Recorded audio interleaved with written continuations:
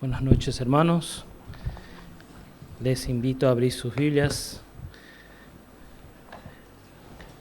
en Josué capítulo 6.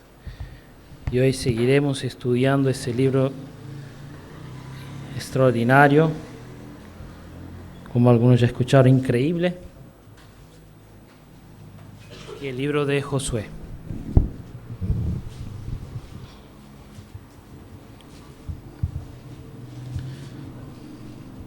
Josué capítulo 6, vamos a estudiar todo el capítulo.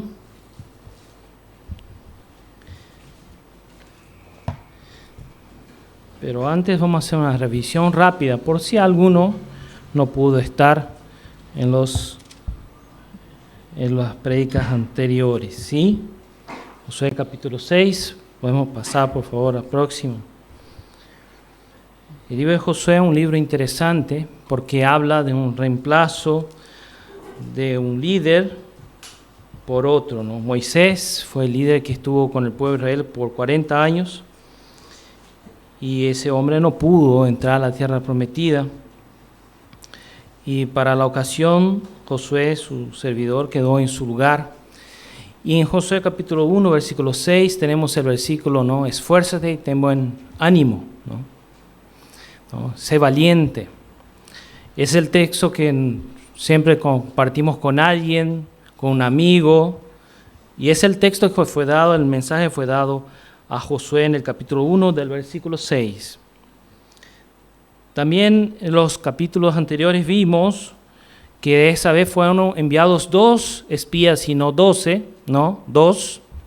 En la vez anterior fueron enviados 12, pero esa vez solo 2. Y esos 2 estuvieron en la casa de Rahab en Jericó. Y ahí escucharon justamente la palabra del pueblo de Jericó, que eran que tenían temor por todos los milagros que Dios había hecho allá atrás con Moisés. O sea, la gente de Jericó temía al pueblo de Israel por los milagros de ayer. ¿Sí? Muy interesante ese dato. Después, esa generación toda que tiene que conquistar la tierra prometida, empiezan a ver milagros similares. El primero de ellos fue el paso por el Jordán, cruzar el Jordán en seco. Y esa historia está en el capítulo 3, versículos 13 al 17. Pasaron un río en seco y sacaron piedras de ese río y construyeron un altar en Gilgal en homenaje, en recordatorio de ese milagro, ¿no? Que era un milagro similar al que Moisés había vivido con el pueblo 40 años antes. Construyeron un altar ahí en Gilgal. Y también en Gilgal, tema del mensaje que abordamos hace 2 semanas,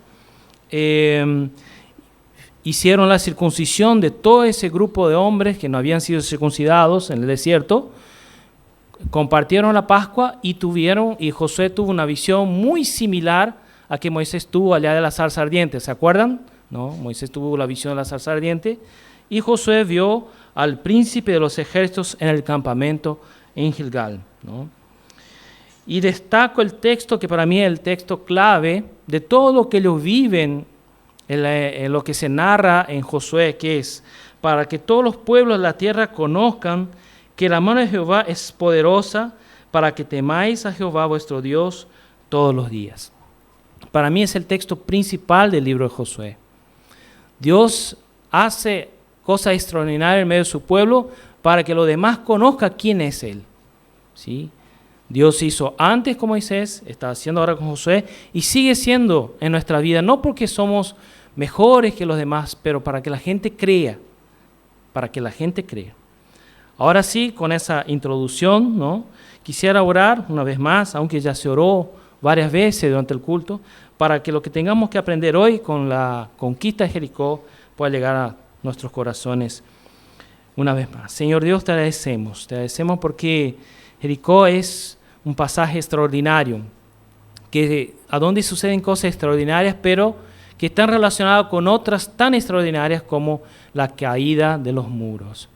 Danos, oh Dios, sabiduría para transmitir, oh Dios, esas enseñanzas en esta noche y prepararnos como tu pueblo, Dios, para aquello que el Señor quiere hacer en medio nuestro. Muchas gracias, Dios, por todas las cosas que el Señor nos ha dado. En el nombre de Jesús. Amén. Muy bien. Vamos a leer los versículos 1 y 2, Josué capítulo 6, versículos 1 y 2. dice así. Después vamos a leer varios textos también en conjunto. Dice, ahora Jericó estaba cerrada, bien cerrada, a causa de los hijos de Israel. Nadie entraba ni salía. Mas Jehová dijo a Josué, mira, yo he entregado en tu mano a Jericó y a su rey con sus varones de guerra. ¿Sí? Ahí tenemos Jericó, que ya temía al pueblo de Israel, pero estaban cerrados, ¿sí? Estaban adentro de una ciudad fortificada. ¿Sí? En esa figura que tenemos ahí, ese marrón, ¿no? Vemos una ciudad más o menos en forma elíptica, ¿sí? Que tenía 400 metros de largo por 200 metros de largo. Usted va a decir, es pequeño, sí es pequeño, pero era una ciudad fortificada, ¿sí? Había no solo uno, sino dos muros, ¿sí? Uno piensa que es un muro, no, eran dos. Había un muro exterior, a donde entre un muro y otro estaban las casas, entre ellas la de Rahab, ¿sí? Y ambos muros tenían 10 metros de altura. El primer muro tenía 2 metros de ancho, para que pudiera incluso pasar algún carro quizás, y el muro interior tenía 4 metros de ancho, ¿sí? Y era sobre una, como se dice, en portugués sería colina, ¿no? Una encima, ¿colina está bien? Sí, un cerro chiquito, ¿no? Tipo una montaña pequeña. Eso era Jericó. Jericó realmente era una fortaleza y era un lugar que varios pueblos habían ya dominado. En esa ocasión estaban descendientes de los amorreos, ¿sí? Y la idea que cuando ellos vieron, y que veremos ahora que ellos empezaron a rodear, ¿no? La idea era de que estaban viviendo un sitio, ¿sí? ¿Qué es un sitio? Es cuando un ejército rodea las entradas de la ciudad para hacerla caer con el tiempo, ¿sí? Los sitios eran una estrategia muy eficaz de conquista de ciudades. Si ustedes quieren después buscar un sitio en la Biblia, otro sitio, otra ciudad sitiada, pueden buscar en 2 Reyes, capítulo 6. Verán ahí la historia. ¿Quién se acuerda la historia de los 4 leprosos? Que fueron a un campamento y estaba el campamento vacío. Bueno, ellos, ese pueblo que estaba intentando conquistar Samaria, si no me equivoco, estaban sitiando la ciudad. ¿Qué es sitiar la ciudad? Es intentar hacer que no entra nadie ni salga nadie. Matar la ciudad de hambruna o por falta de medicamentos. Así se hacía guerra antes, ¿sí? Entendamos que ese evento está alrededor del año 1300, 1500 a.C. Y usted dice, pero ¿por qué no usar un ariete, una torre de asedio, ¿no? Una catapulta? Porque esos fueron inventados 1000 años después, ¿sí? Acá tenemos la primera torre de asedio. No sé si ustedes miraron películas como yo, Señor de los Anillos, así, esas películas, solo yo miré, está bien, solo el pastor le miró. Bueno, ok, pasando vergüenza, están grabando allá adelante, mira. Bueno, en esas películas vemos distintos tipos de armas de guerra, ¿no? Esas armas, hermanos, surgieron mucho después. Los muros en esa época eran muy eficaces, no tenían ideas de cómo entrar a una ciudad. Entonces realmente Jericó estaba haciendo el deber de casa. Cerrar todo, había 2 muros y esperar que ese pueblo invencible se cansara y se fuera. Y cuando ellos vieron ese ejército dando vueltas o acampado cerca, pensaron, bueno, nos van a intentar matar de hambre, nos van a intentar matar de sed, nos van a intentar matar por falta de medicina. Todo esto estaba fríamente calculado, ¿sí? En los hallazgos arqueológicos se encontraron en una determinada capa de la ciudad de Jericó, que fue reconstruida varias veces, potes, jarras, está bien dicho, grandes, con comida, ¿sí? Con comida intacta, ¿sí? Comida guardada en conserva e incluso en algunos casos alimentos carbonizados, porque sabemos que la ciudad fue quemada, ¿no? Entonces esa ciudad estaba preparada, porque quizás no fue la primera vez que un ejército se intentó acercar a ellos. Como dato de color, no sé si se ve ahí, no se ve bien, Jericó estaba arriba, una localidad cercana al Mar Muerto, al norte del Mar Muerto. ¿Está bien? Muy bien. ¿Cuál era la estrategia? Próxima, por favor. La estrategia todos sabemos, ¿no? Porque fuimos a la escuela bíblica, porque miramos algún video, alguna película, algún dibujito animado. Rodear la ciudad 7 días, ¿no? El primer día dar una vuelta, el segundo día dar una vuelta, el tercer día dar una vuelta y el séptimo día dar 7 vueltas, despertando muy temprano, ¿no? Ah, Francisco, ¿qué hay de nuevo en eso? ¿Qué hay de nuevo en eso? Es pensar que hicieron eso hombres de guerra. ¿Sí? Sí, hombres de guerra. ¿Sí? O sea, voy a mencionar a algunos hermanos acá. Imaginen, una cosa es cuando hacemos eso con niños en la escuela bíblica, es divertido, ¿no? Damos vuelta, todo eso, ¿no? Ahora imagine usted siendo Josué, y ahí yo tengo que decir a Pablo, a Diego, a Ragnar, a Daniel, a Gabriel, mira, ¿cuál programa de hoy? Dar vuelta en la ciudad, ¿no? Dar una vuelta. Y al segundo día, dar otra vuelta, ¿no? Y la señora después, ¿qué hiciste hoy? Di una vuelta alrededor de Jericó, ¿no? Al cuarto día, quinto día, ¿no? Lo mismo cada día. Imaginen ustedes la presión, ¿no? De esos hombres que venían con ganas de pelear, con bronca, porque esa ciudad había hecho con que ellos quedaran 40 años en el desierto, dando vuelta. No había ninguna otra idea mejor. Era el plan de Dios para ellos. Imaginen ustedes la dificultad de creer en eso, ¿sí? No había ninguna escalera, no había ningún fuego griego, no había nada. Era esa la estrategia que Dios les había dado. Y creo que fue muy difícil para Josué rodear cada día, ¿no? Primeramente, porque en los primeros días sabemos que Jericó estaba temerosa. Pero en el segundo día, Jericó al ver ese rodeo, ¿no? Y al tercer día, ya las caras se hacían conocidas, ¿no? La gente de la torre ya lo veían, era el mismo tipo, el que rodeaba también, ¿no? Se hacían conocidos. Y yo creo que al cuarto día alguien de arriba tiró una burla, ¿no?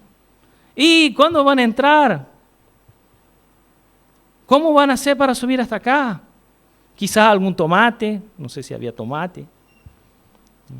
Esas cosas pasan en las guerras. Las burlas son normales en la guerra, son parte de la intimidación, ¿sí? Cuando el enemigo pierde el miedo al otro, se burla. Y si ustedes dudan de eso, busquen después el capítulo de 1 Samuel, el capítulo 17, verán la historia de David y Goliat. Goliat era un gigante, llamó a un mano a mano ahí, uno contra uno, y como nadie se habilitó, porque era inmenso ese hombre, ¿no? Empezó a hacer burlas del pueblo de Israel.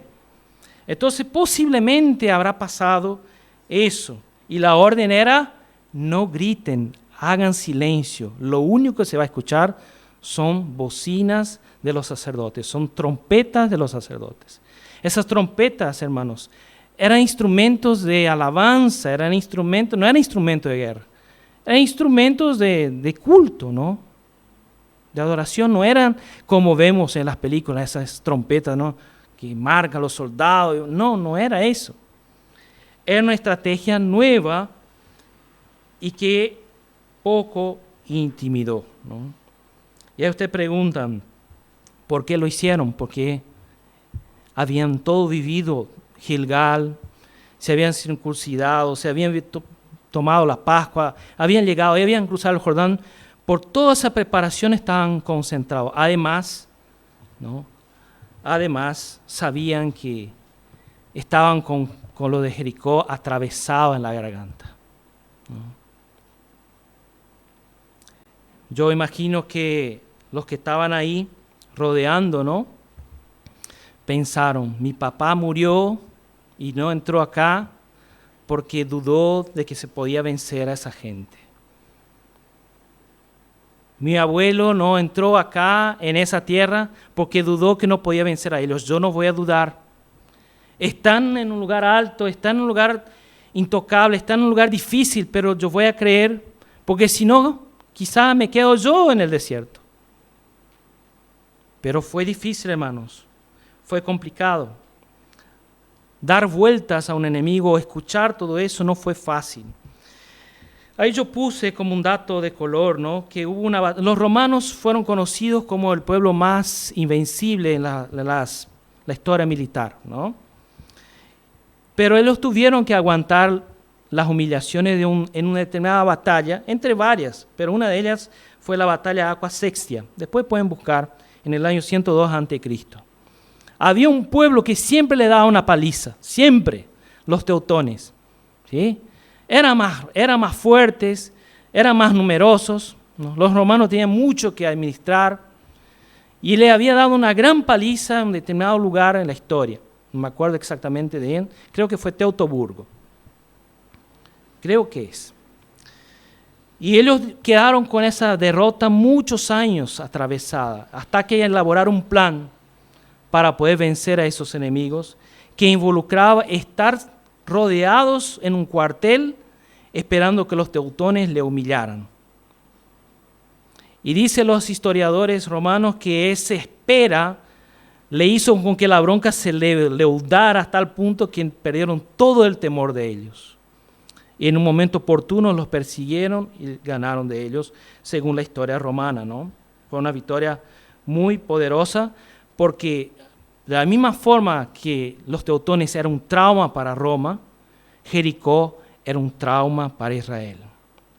Jericó, hermanos, representa los traumas, las grandes derrotas en la vida de un pueblo, incluso de las personas.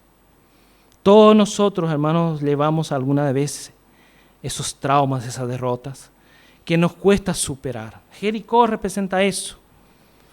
Representa esas frustraciones con dobles murallas. Vení acá, a ver si me podés superar. Jericó representa eso. No leí los textos, vamos a leer del 3 al 27, ¿sí? ¿Cómo está grabando? Si hay alguno, bueno, voy a leer yo.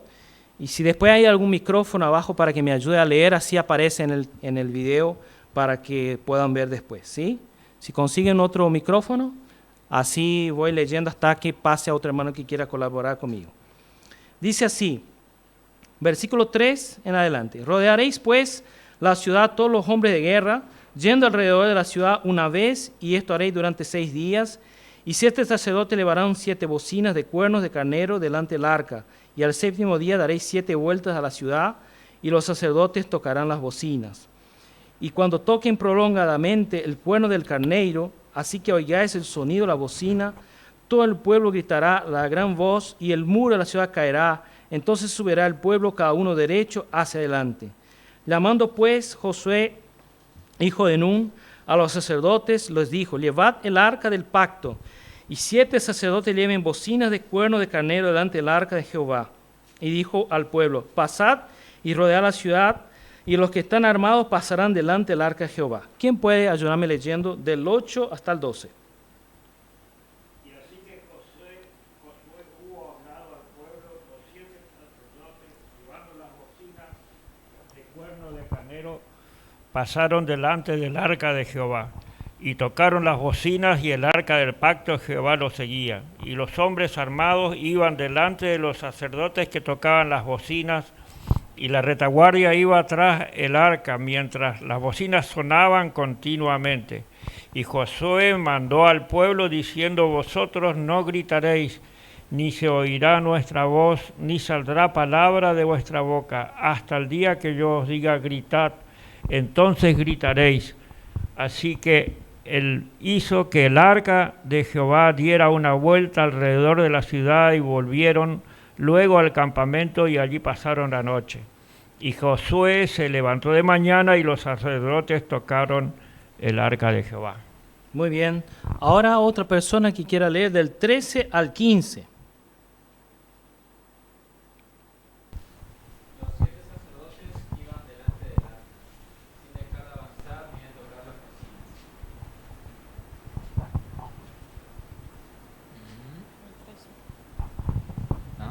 Hola. Los hombres armados iban delante de ellos, mientras que la retaguardia iba tras el arca del Señor. Las bocinas no dejaban de sonar. Lo mismo hicieron el segundo día, le dieron otra vuelta a la ciudad y volvieron al campamento. Esto mismo lo hicieron durante 6 días. El séptimo día todo el pueblo se levantó al despuntar el alba y rodeó la ciudad 7 veces. Ese fue el único día que la rodearon 7 veces. Muy bien. Ahora vamos a pasar a otro hermano allá atrás que le había levantado la mano, del 16 al 20. Y cuando los sacerdotes tocaron las bocinas la séptima vez, Josué dijo al pueblo: gritad, porque Jehová os ha entregado la ciudad, y será la ciudad anatema a Jehová, con todas las cosas que están en ella. Solamente Rahab la ramera vivirá, con todos los que estén en casa con ella, por cuanto escondió a los mensajeros que enviamos. Pero vosotros guardaos del anatema, ni toquéis ni toméis alguna cosa del anatema, no sea que hagáis anatema el campamento de Israel y lo turbéis. Mas toda la plata y el oro y los utensilios de bronce y de hierro sean consagrados a Jehová y entren en el tesoro de Jehová. Entonces el pueblo gritó, y los sacerdotes tocaron las bocinas, y aconteció que cuando el pueblo hubo oído el sonido de la bocina, gritó con gran vocerío, y el muro se derrumbó.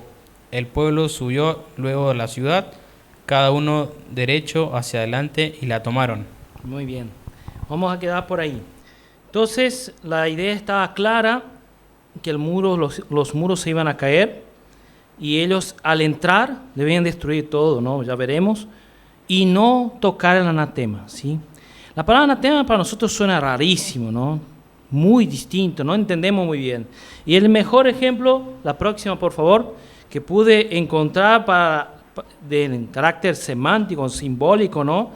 Es esto.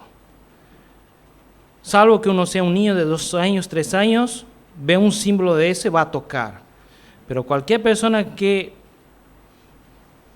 fue formada mínimamente al ver ese símbolo, sabe que si se acerca, muere. ¿Sí?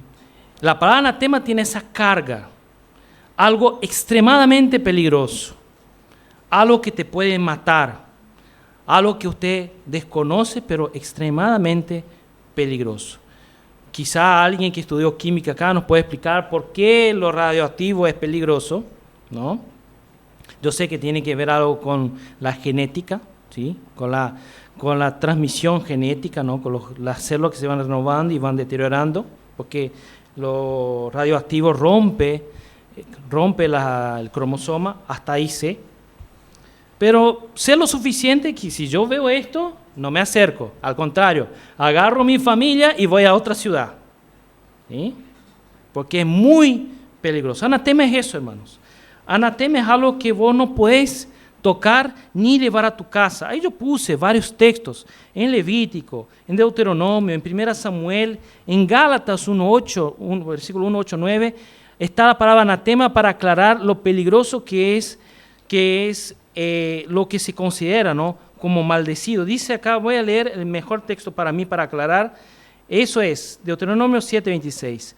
Y no traerás cosa abominable a tu casa, para que no seas anatema, del todo lo aborrecerás y la abominarás porque es anatema. ¿Sí? O sea, es un peligro que va más allá del conocimiento, ¿sí? Ese era lo que estaba dentro de Jericó. Dios le iba a derrumbar, como de hecho se dio. Y es interesante mencionar que dice que ellos, en el texto que leímos, el versículo 20 dice, y el pueblo subió luego a la ciudad, cada uno derecho hacia adelante, y la tomaron. ¿Cómo se dio esa ruina de esas murallas? Las murallas cayeron hacia afuera. ¿Vieron que eran 2 murallas? ¿Sí? Era la de anterior y la de afuera. La interior cayó, hizo una rampa, y después la de afuera cayó, hizo otra rampa. O sea, de tener 2 muros, tenían rampas, varias rampas de acceso a la ciudad de adentro. Eso fue lo que pasó en Jericó. Un terremoto que hiciera que las murallas que eran intransponibles se transformasen en rampas de acceso a Jericó. Increíble. ¿Sí? Eso fue lo que pasó, y los arqueólogos que hicieron estudios recientemente, hace 50, 60 y otros más años atrás, encontraron ese fenómeno en aquella ciudad. Una ciudad que fue destruida y quemada a fuego, ¿sí? Es interesante también mencionar lo que está en el versículo 21. Y destruyeron a filo de espadas todo lo que en la ciudad había, hombres y mujeres y jóvenes y viejos, hasta los bueyes y las ovejas y los asnos. ¡Qué terrible, pastor!, pensará usted en su mente, o me va a decir después a la salida. ¡Qué Dios malo!, ¿no? ¿Cómo puede ser? ¿Cómo puede ser? Hermanos, ¿qué pasa cuando un pueblo malo gobierna? Maldades. En Génesis 15, 16, un texto muy interesante que es importante saber, que fue dicho a Abraham mucho antes de ese evento. Génesis 15, 16 dice así: y en la cuarta generación, hablando de ellos cuando de la esclavitud en Egipto, volverán acá porque aún no ha llegado a su colmo la maldad del amorreo hasta aquí. La gente de Jericó eran descendientes de los amorreos de la época de Abraham. No eran amorreos puros, porque los amorreos conquistaron Jericó y se mezclaron con los pueblos de ahí y gobernaron la región y fueron enemigos del pueblo de Dios por muchas batallas, incluyendo en Jericó. A veces, hermanos, nos preocupamos porque vemos esas órdenes, pero ¿qué pasa en el mundo de hoy? Niños muriendo, animales muriendo, y no digo porque lo mataron para hacer un asado, usted sabe lo que estoy hablando. Ancianos, mujeres, es normal hoy en día. Todo eso pasa porque los propios que gobiernan el mundo, no estoy mencionando una figura política en particular, el sistema político hace cosas peores y ese pueblo, como dice acá, había llegado al colmo de su maldad. Es como un límite, ¿no? Dios está dando una oportunidad a los amorreos para arrepentirse. ¿Cómo fue a Nínive? ¿Se acuerda de Jonás? Jonás dijo, Dios le mandó a Jonás a Nínive para que se arrepintiera. Jonás no quería ir porque dijo, va que se arrepienten. Jonás fue llevado allá, se arrepintieron y la ciudad no fue destruida. Dios está buscando dar oportunidad a todos los pueblos para arrepentirse de sus maldades. Porque en su gestión los pueblos malos llevan a la muerte de sus ciudadanos. Porque sus valores son otros. Porque sus prioridades son otras. Entonces no es cuestión de que Dios mandó matar, sino porque ellos mismos ya estaban haciendo eso hace mucho tiempo. Como yo digo, en nuestros días lo vemos claramente que es así en algunos lugares del mundo. Otra cosa que vemos también, que no vemos, mejor dicho, es que Rahab fue librada, ¿sí? Vamos a leer los versículos 21 en adelante. Y destruyeron el 22. Mas Josué dijo a los hombres que habían reconocido la tierra, entrad en casa de la mujer ramera y haced salir de allí la mujer y todo lo que fuere suyo, como lo jurasteis. Y los espías entraron y sacaron a Rahab, a su padre, a su madre, a sus hermanos y todo lo que era suyo, y también sacaron toda su parentela y los pusieron fuera del campamento de Israel. Y consumieron con fuego la ciudad y todo lo que en ella había, solamente pusieron en el tesoro de la casa de Jehová la plata, el oro y los utensilios de bronce y de hierro. Mas Josué salvó la vida de Rahab, la ramera, y la casa de su padre, y a todo lo que ella tenía, y habitó ella entre los israelitas hasta hoy, por cuanto escondió los mensajeros que Josué había enviado a reconocer a Jericó. En aquel tiempo hizo Josué un juramento diciendo, maldito ante Jehová el hombre que se levantare y reedificare esta ciudad de Jericó, sobre su primogénito y eche los cimientos de ella, y sobre su hijo menor asiente sus puertas. Y estaba pues Jehová con Josué, y su nombre se divulgó por toda la tierra. Vemos acá que Rahab fue liberada, fue salvada, pero no solo ella, su familia también. Imaginen ustedes la situación. Rahab, que seguramente era una mujer desechada de su familia, por lo que hacía, llega a su casa y dice, nos van a invadir, nos van a destruir, y hay una promesa de que esa gente nos va a librar, los que estén en mi casa. Yo imagino la charla del papá con Rahab, dice, en tu casa no voy. O la mamá intentando conciliar, ¿y si venimos a mi casa? Que está más adentro ahí. Y fue todo ese dilema, no, ellos dijeron claramente, tiene que ser en mi casa porque yo puse ahí un cordón escarlata. Hasta que pudieron llegar a un consenso y metieron la gente ahí como pudieron, y esa casa no cayó y fueron liberados de la muerte. Rahab, hermanos, se transformó en una persona muy importante en la historia del pueblo de Israel. En un héroe de la fe. ¿Quién tiene Hebreos 11:31? Puede leer rápidamente. Y otro, Mateo 1:5. No sé si el micrófono va a llegar rápido, pero ¿quién tiene ahí? Lea para nosotros. Mateo 1:5. Levante la mano y llega el micrófono. Eso, ahí está.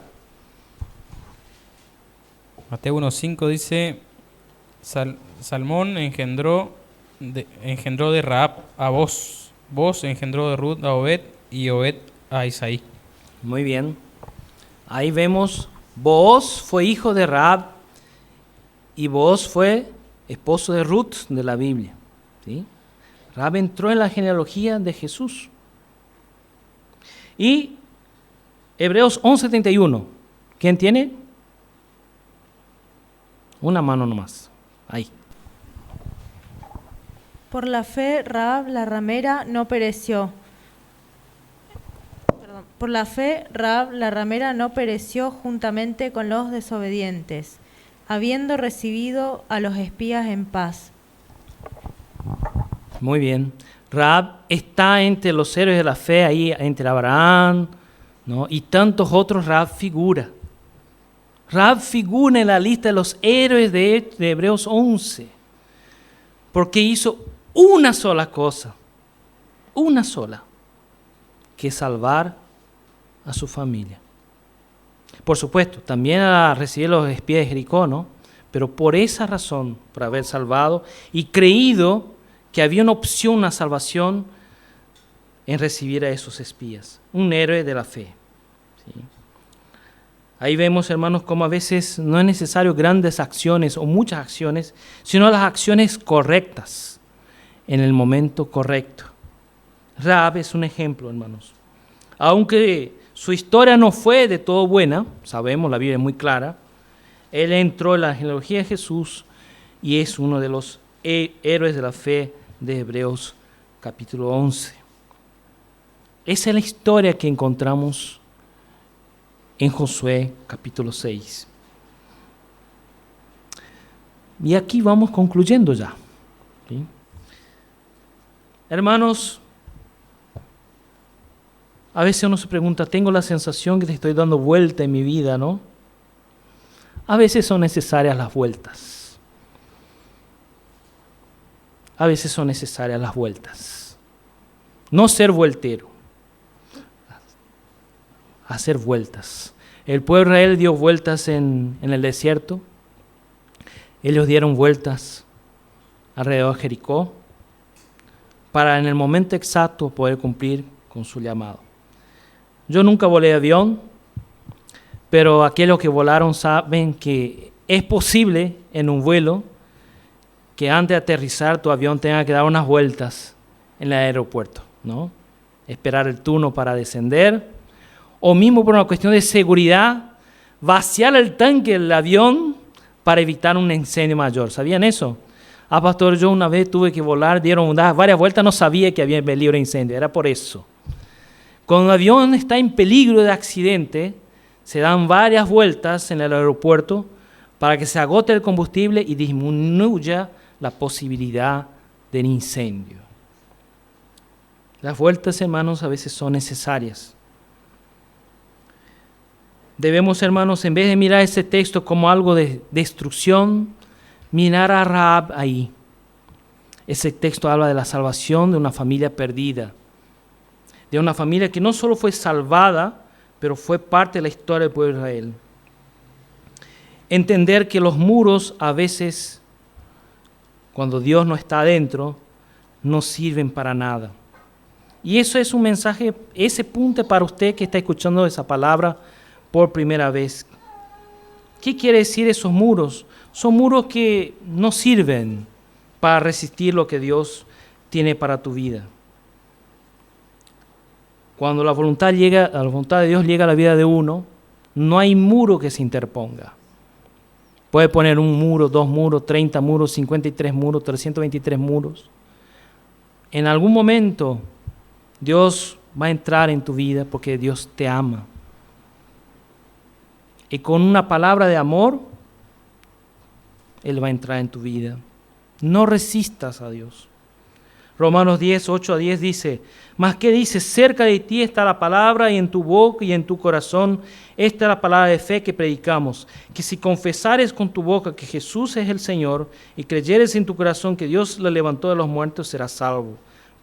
Porque con el corazón se cree para justicia, pero con la boca se confiesa para salvación. ¿Cuántos de nosotros sufrimos más de lo que deberíamos porque pusimos muros, no? El muro, no sé, del conocimiento, el muro del prejuicio, el muro de la familia, el muro, no sé, de los amigos, el muro del fútbol, el muro de tantas cosas. Nos va poniendo muros hasta que en un dado momento Dios dice, no, esos muros no me resisten. Y esos muros que alguna vez te protegían de Dios, por así decir, se transforman en rampas. Porque Dios entra con todo en tu vida y te transforma por adentro. Eso es el Evangelio. El Evangelio llega. No resistas. No te hagas el tonto. Recibas a Dios en tu vida. Porque Dios tiene la capacidad de transformar Jericó en lugares espectaculares también. En Jericó, hermanos, ¿sabe quién vivía en Jericó? Zaqueo. Zaqueo vivía en Jericó. Bartimeo, el ciego, vivía en Jericó. Y la parábola del buen samaritano, la historia esa que todos aprendimos, menciona a Jericó. Entonces Jericó puede dejar de ser un lugar de trauma para ser un lugar de bendición si no hay muros. Si no hay muros. Porque los muros muchas veces nos impiden dejar que Dios actúe en nuestras vidas. Quisiera también concluir que la Biblia, hermanos, está llena de órdenes sin lógica. Hay muchas cosas sin lógica en la Biblia. Y ahí yo puse los textos, algunos, para mencionar. ¿Sí? Voy a tomar un poquito de agua, si hay, no hay. No hace falta, estoy terminando. Gracias, hermano. La primera de ellas está en 2 Reyes 5:10, cuando el siervo del profeta dice a Naamán, vaya al Jordán y bañate 7 veces. ¿Y qué dice Naamán? No hay ríos mejores en Siria para que yo me bañe. ¿Por qué viajé tan lejos para bañarme en ese sucio Jordán? Que Jordán no es que es tan limpio así, es Jordán, pero es un río normal. 7 veces, ¿por qué con una no alcanza? ¿Y qué pasó? En la 7ª vez, Naamán fue restaurado.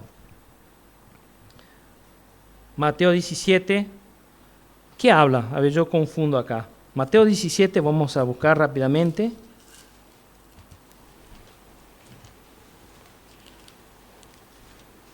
Mateo 17, 27.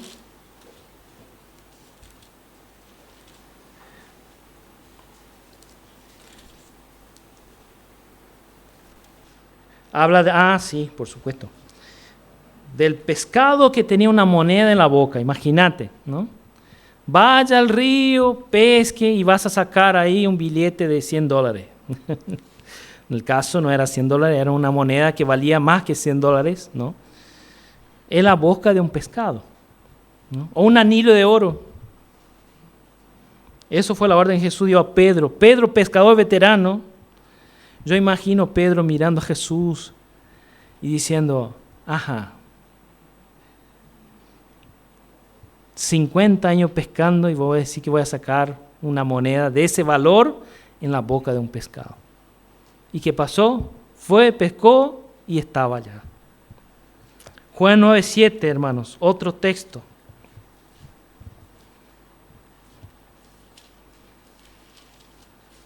Dice, ve y a lavarte en el estanque de Siloé, que traducido es enviado. Fue entonces, se lavó y regresó viendo al ciego de nacimiento. ¿Por qué no lo sanó ahí ya? No, tuvo que ir caminando, tanteando, con los ojos llenos de barro, lavarse, y cuando lavó, cada barro que sacaba se veía más nítido. Juan 9:7. 9:7. Sí, así es. Una orden ilógica. Y Hechos 8:26 yo tengo de memoria, cuando el Espíritu dice a Felipe, va a la estrada que está desierta. No era la iglesia, no era la casa de alguien, como mandó Pablo a la casa de Ananías, no, a una calle, una ruta desierta, que no había nadie. Y yo creo que no fue inmediato que el etíope apareció. Pasó un tiempo hasta que su misión quedó clara. Hermanos, la vida con Dios tiene eso.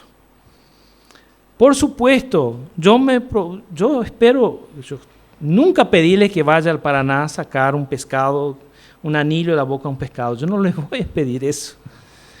Pero a veces, hermanos, hay cosas que parecen sin sentido en nuestra vida espiritual. Sentimos que tenemos que hacer y cuando hacemos, Dios nos bendice. ¿Cuántas veces el pastor John predicó desde acá de cosas de ofrendas o acciones que sintió hacia determinada persona y hizo y fue de bendición para esa persona? O al contrario, cuando él necesitó, ¿no? Y alguien vino y dijo, no sé por qué, no le conozco, pero acá está, yo sentí de hacerlo. Hermanos, debemos ser sensibles a la voz de Dios y también de aquellos que están en el liderazgo, ¿por qué no? Muchas veces lo que pedimos como líderes son cosas que nos pidieron también y fueron práctica para que podamos llegar a donde estamos. Es importante, hermanos, tener un corazón dispuesto.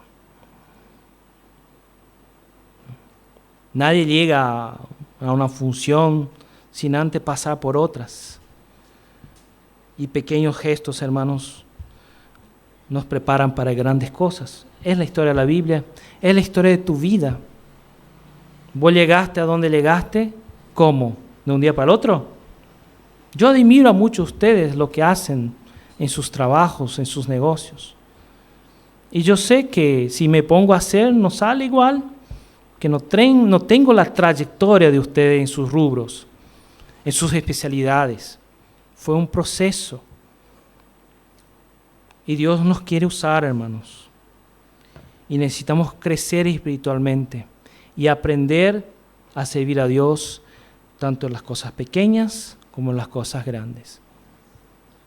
Es difícil, hermanos, cuando alguien dice, Francisco, yo quiero tal cosa. Y está muy bien anhelar eso. Pero, ¿y en los demás? No, los demás yo tengo que saltarlas, ¿no? Las etapas, quemar etapas. No, hermanos, la vida está hecha de pequeñas y grandes etapas. Acá, esos guerreros que tenían ganas de entrar en Jericó, tuvieron que dar 13 vueltas. una cada día, ¿no? Aprendimos en el campamento cuántas vueltas tenía que dar. Y al último día, muy tempranito, dar 7 vueltas y después luchar una batalla. Imagínate el cansancio ya de dar 7 vueltas. Y después entrar, subir una rampa, porque era una rampa de 20 metros, ponele por ahí, para entrar y conquistar esa ciudad y no tocar anatema, que ese es el tema del próximo mensaje. Porque hay cosas, hermanos, que son muy peligrosas y nos pueden hacer ser problema para nosotros y los demás. Quisiera terminar ese mensaje orando. No sé si el grupo de alabanza tiene una música. No, nada. Porque después, si no hay, vamos a unos anuncios, ¿sí? Para que Dios siga hablando con nosotros. Si usted es una persona que sintió que esa palabra habló contigo y que usted puso murallas en tu vida para que Dios no ingrese, es tu oportunidad de transformar esas murallas en rampas. Dios quiere entrar en tu vida y transformar tu realidad, transformar ese Jericó, esa fortaleza contra él, en un lugar de un saqueo, de un buen samaritano, de un Bartimeo, a donde Jesús pase y haga la diferencia.